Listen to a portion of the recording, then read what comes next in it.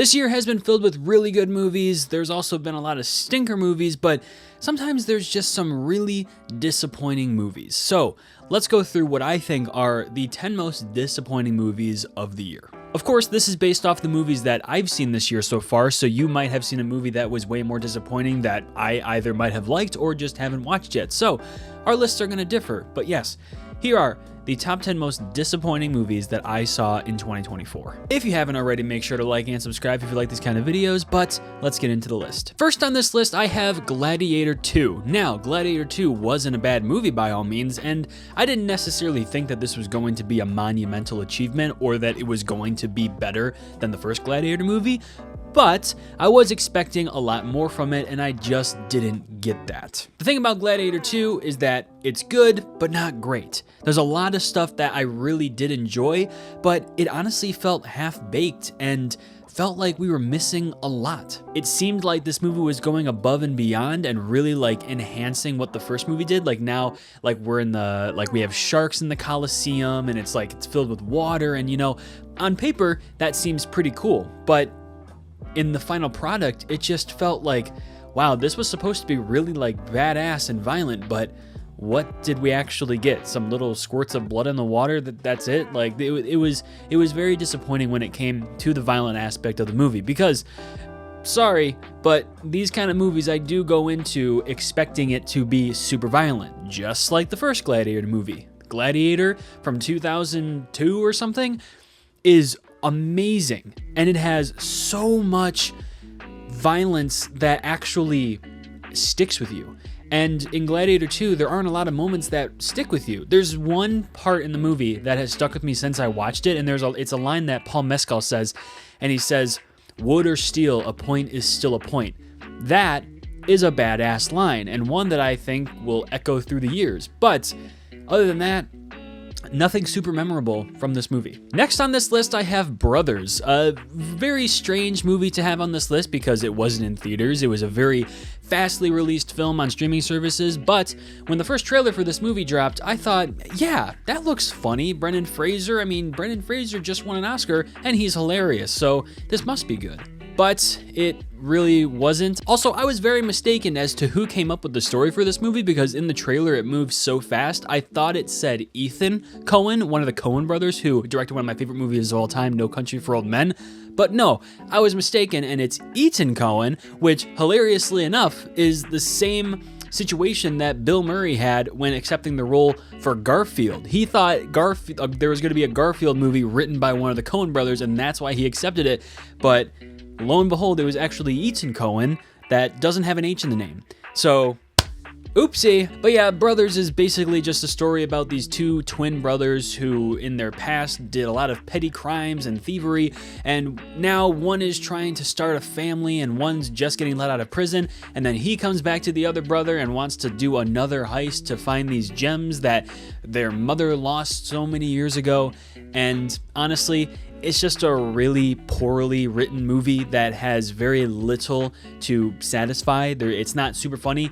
Brendan Fraser is the best part of the movie, greatly enough. I mean, that is the one reason why I really wanted to watch this. But other than that, movie's honestly very weird. Some really weird shots and editing, just awkwardly placed moments that just felt like very stiff, but also a lot of movement, and I just did not like it at all. Next on my list, I have Beetlejuice, which actually might be a very controversial pick, but hear me out. After letting the movie sit with me a little longer from when I watched it the first time, and I've only seen it once, but after letting it sit with me longer, I did appreciate it more, and thinking back of my experience, I think if I rewatched it again, I would enjoy it a lot more than I did. But coming out of the theater, the first time I watched it, I really just thought it was very underwhelming. I didn't like a lot of the choices when it came to the script and how it was trying to continue the story of the first Beetlejuice movie, but in some aspects it worked, but in other aspects it didn't. I think Michael Keaton is still great. I think Tim Burton still understands the world to a high degree, and I think the movie's very pretty, and like I said, I love Beetlejuice. Michael Keaton is amazing, but it felt way too... it felt like there was a lot going on, and there's certain characters that we thought we were going to see a lot more of, but then they don't really show up at all. this movie, what it does best is have great moments. It has really fun moments with music and whatnot and nice choreographed scenes. But when it comes to the actual movie portion of it, it's kind of messy in my opinion. But again, if I rewatch it again, I think I would enjoy it a lot more than I did on the first watch. Next on my list, I have Terrifier 3, which again, just like Beetlejuice, this one I actually did watch a second time in the theater and I enjoyed it more on the second watch, but I am still of the opinion that Terrifier 2 is a far superior movie. But Terrifier 3 is still very fun with a lot of good kills. It's a fun Christmas movie. I mean, I don't think it's the best. I don't think it's like the, its idea of wanting to be a Christmas movie was done greatly. I think they kind of just threw in Christmas. But having watched it a second time, I actually really, really liked the ending of the movie. The ending of the movie is very satisfying, almost emotional to a degree. I did a video on it, so if you want to go check that one out, you can watch that here. But I really like the ending to Terrifier 3. I still think the story is a little bit just too much nonsense going on, and it really is only trying to get all the bloody kills as possible, which yes, this is what the movies are about. They're all about blood and guts and all that stuff, but Terrifier 2 had a much better story. And incorporating a good story with all those violent themes really made for a badass movie. Terrifier 3 was a little bit of a letdown. It's still on this list as one of the more disappointing movies of the year, but in retrospect, not the most disappointing movie. The next two movies on this list I saw back all the way at Sundance, which I was excited for because of what I was being told about them. They looked artsy, they looked fun, I liked the concepts, but after watching them, I was just so done with them. First on the list is In a Violent Nature. Now, In a Violent Nature is a pretty interesting horror movie, and it does do something different. It follows the killer throughout the entire movie. So just think like Friday the 13th, except instead of following the people at Camp Crystal Lake, we're following Jason. But the movie gets way too lost in the concept of the movie because, oh my gosh, was it the most boring thing to have to sit through for like an hour and a half. Having to watch this person walk through the forest with some of the most obviously placed Foley sounds was just honestly torture. And I respect the filmmakers. I respect the idea because it is a very cool idea. I stand by that. I think it is a very cool idea. I think there are better ways of going about it to actually make an interesting story, but unfortunately, the film is riddled with horrible acting, a really, really horribly paced story, but it has some very, very, very good kills. And if there was one reason I would give you to go watch this movie, it would be for the kills. Just know that it is very, very, very boring. Now, maybe it's because I got a super late showing for this at like midnight, but I was falling asleep in the last like 30 minutes. Next on my list, I have another movie that had a really cool concept, but just failed in every single aspect possible. That is Sasquatch Sunset. Sasquatch Sunset follows a family of Sasquatch who just go about their everyday lives being Sasquatches. There's zero dialogue in this movie, and we follow these naked beings throughout the entire movie, in which in some moments they're pissing and shitting and milking all over the place, and that's basically how I can sum up this movie in 7 words. It was the most bizarre experience I've ever had in a movie theater. Again, I saw it at Sundance, and I watched it at the world premiere, and we were in a small theater. The director and the actors didn't even come to talk to the audience, and by the middle of the movie, half the theater had just walked out, and it was I wanted to walk out too, but I also wanted to stay so that I could just say that I had the experience of watching the entire movie in theaters, because this movie also got a 10 out of 10 on IGN, which is one of the only 10 out of 10s that IGN has given out this year, which is just mind-boggling. I don't understand where some of the hype for this movie came out of, because for the most part, it actually doesn't have the greatest of reviews, but some reviews are just praising it for being, glazingly original. And it's just like, I hated this movie with like every fiber of my being.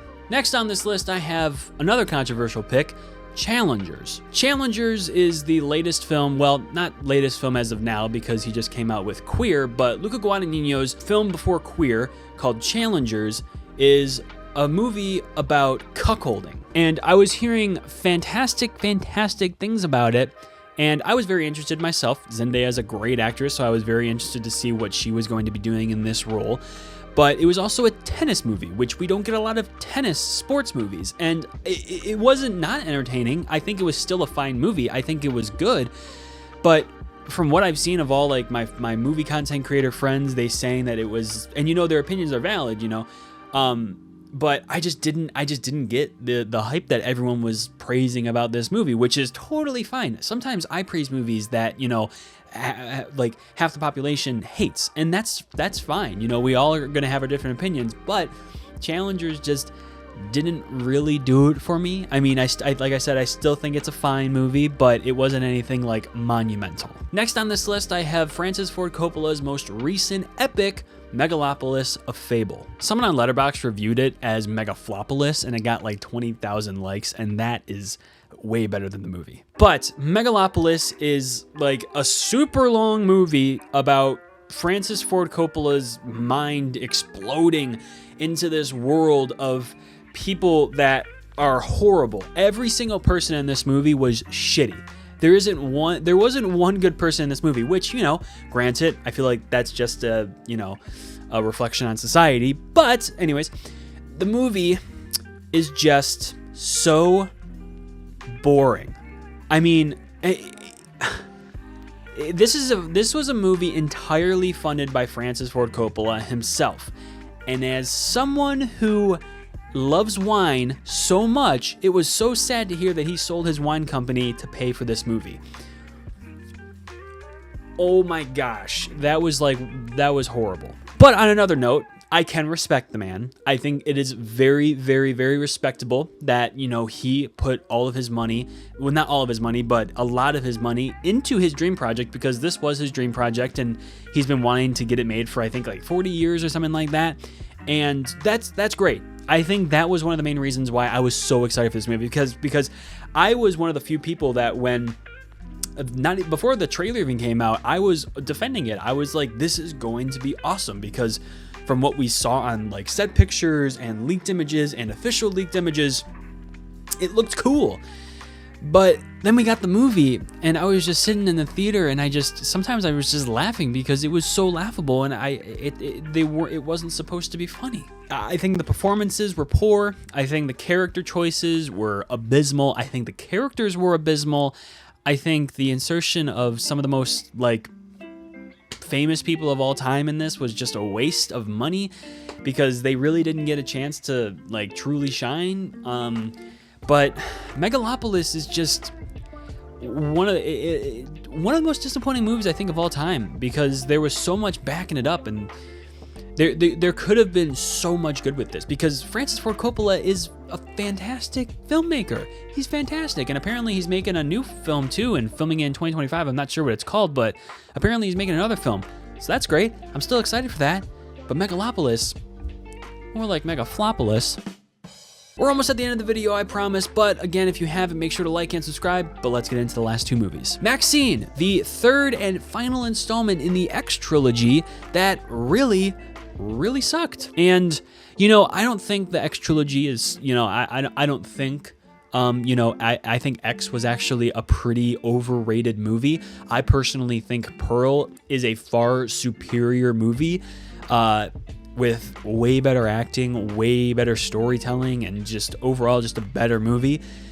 But I didn't really like X. I mean, X, I rewatched it, you know, recently, and I liked it more than I did watching it in the theater, but it was just, this last installment was just such a huge letdown, and honestly just kind of like just an embarrassment almost. It's definitely one of the most ambitious trilogies, because they're not really in line with each other. They connect, but they don't really seem like it's like a trilogy, and they all are very, very, very different movies. I think Maxine is the worst. I think it's the worst out of the trilogy. I think it's just the most poor, the most just obvious movie that I've seen this year. Just, it was very predictable and it just wasn't that good. Not going to talk about this movie too much, but this really was a very disappointing movie. I was hoping for it to at least be, better than X, but it was very disappointing. And I love A24. I am an A24 advocate. I love A24, but this movie was just not it. But this brings us to the last movie on the list. This is what I think is the most disappointing movie of the year, and honestly might be one of the most disappointing movies that I've ever seen ever. Of course, I'm talking about Joker Folie à Deux. Now, I do a lot of talking about this movie in previous videos, so if you want to go check those out, feel free to click right here. But let's talk a little bit as to why Joker Folie à Deux is one of the most disappointing movies that I've ever seen in my life. Now, Joker, fantastic movie, fantastic movie. I love Joker so much, and I was so excited for Joker 2. I did think that it was a little bit strange that they were going in the musical route, but I was always defending them. I was defending that idea for the, 2 or 3 years that this movie was in production for. I was defending that idea because I think that it would have fit really well with the character of Joker, at least, Joaquin Phoenix's Joker, because music is a pretty big part in the first movie, not as big as the second movie, but it made sense. And the parts in the first movie that had music really did connect to Arthur's character. But Joker 2 was just such a mess and such a disappointing movie. Everything that happens in Joker 2 feels like it didn't actually happen. This is just a movie that they made to make a pretty buck, because Joker made $1 billion and became the highest grossing R-rated movie of all time. Now, that belongs to Deadpool and Wolverine, but for 5 years, it was the highest grossing R-rated movie of all time. And it broke, it started that record. It was a big movie. It was a huge success. And it was made on a budget of $55 million, so that is a huge payday. Joker 2 had a budget of $260 million or some bullshit like that. No, $200 million. And it made $260 million, I think, which is holy moly, that is one of the biggest losses that Warner Brothers has ever taken. It was so frustratingly bad. I wanted to love this movie so much. I wanted to have a continuation to Joker, even though I don't think Joker needed a continuation, but there could have been so many better ways that they could have gone about making a sequel to Joker. And like I said, in previous videos, I talk about ways that Joker 2 could have been a better movie, but unfortunately, it did not use the musical aspects to its advantage, and it was just thrown in there to be artsy and different and try to connect it to Arthur's psyche, but it just did not work in any favor. If you take out the musical numbers, it's just a poor court drama. Now, the only good thing that I can say about it is that some of the musical numbers are very nicely put together, and if it were in a different movie or if it was attached to a different script, it would have been much more enjoyable. But unfortunately, it did not add anything to this movie. It just made it that much more confusing.